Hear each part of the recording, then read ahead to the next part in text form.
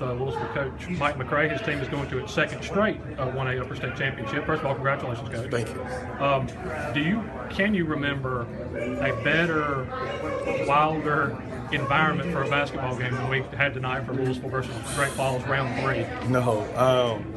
This went exactly like I expected, with the exception to the overtime. We needed an extra quarter to finish this game, but all the hoopla that came with it, absolutely. I knew it was going to be a title bout. It's normal, like it has been in the first 2 matches early on this year. There was a point in the season when you guys were sitting at 8-8 and 2-2 in the region, if I remember right, and had a little come to Jesus meeting on a Sunday, and you haven't lost since. Right. What's been the difference in this, I guess now, 9-game winning streak? 9-game winning streak. We set the bar higher. Like you said, a coming to Jesus meeting. That Sunday, we didn't practice, like I told you earlier. We just sat around and just figure out what our problem was. There was a lot of me, my, and I, and we had to get that out so we can form a family and a dominant team. And I think that Sunday was much needed. We kind of talked, we got our differences out, and we set new goals. And here we are on a 9-game winning streak.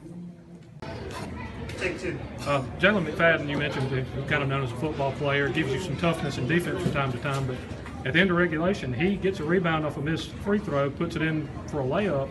If that doesn't happen, we don't go to overtime and Great Falls goes to Upperstate. Right. We actually will lose the game. That was a tremendous play by Jalen McFadden, but that's what you're going to get out of him. He's a kid that has a whole bunch of heart. He's going to leave it out on the floor every single night, and it doesn't matter if he plays 20 minutes a game or 2 minutes. He's going to give you 150% on every possession, and that's exactly what we got out of him tonight.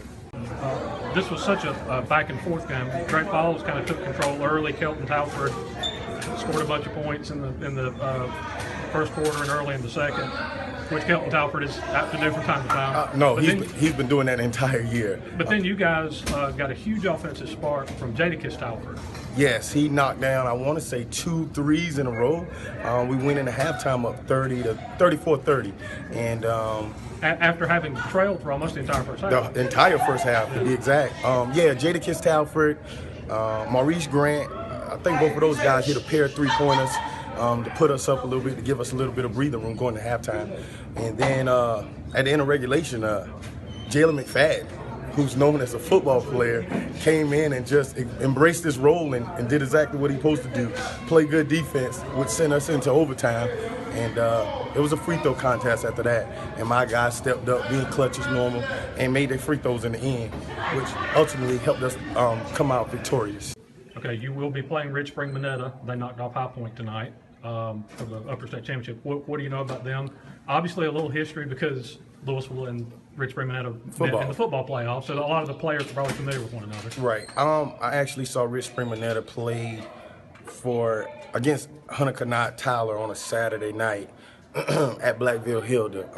They're a really good team.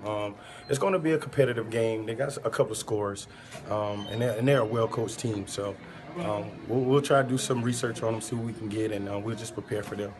And we'll be in Greenville Friday.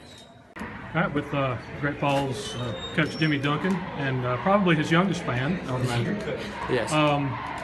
Tough way to have your season in. A great year, fantastic bounce-back year for Great Falls after missing the playoffs for the last couple of seasons. It kind of devolved into a free throw shooting contest late, and you guys had a lot of misses, and that proved to be one of the differences. Yeah. So I mean, there was a ton of free throws. We missed more than we normally do tonight. A little fatigue, probably a little bit of environment. And just those guys got after it tonight. Your guys did a fantastic job to erase a 12-point deficit in the second half, tied the game up, and you actually had a shot to win it. Yeah. At the end of regulation, but weren't able to get a shot off, and I'm sure that's something that sticks in your craw a little bit too.